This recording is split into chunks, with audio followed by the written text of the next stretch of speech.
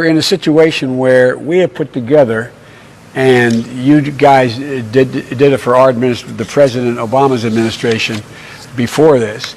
We have put together, I think, the most extensive and inclusive voter fraud organization in the history of American politics.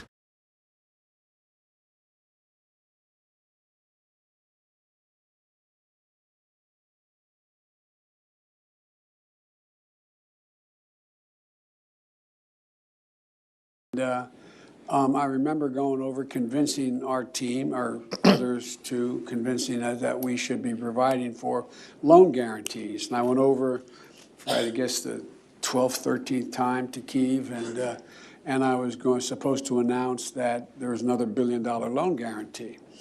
And I had gotten a commitment from Poroshenko and from Yatsenyuk that they would take action against the state prosecutor, and they didn't.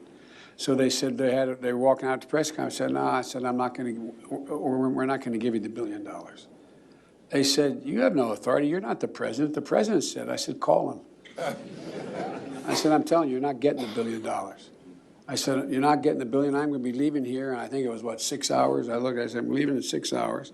If the prosecutor's not fired, you're not getting the money. Well, son of a bitch. Got fired. A 29-year-old fella. And turns out one of my closest friends ends up being Strom Thurmond.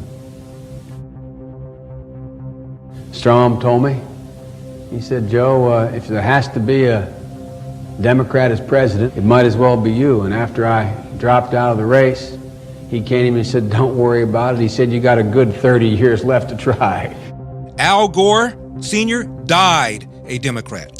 George Wallace died a Democrat. These racist Southern sheriffs and senators and governors, they died Democrats. If you have a piece of crack cocaine no bigger than this quarter that I'm holding in my hand, 1/4 of $1, we passed a law through the leadership of Senator Thurmond and myself and others, a law that says if you're caught with that, you go to jail for 5 years.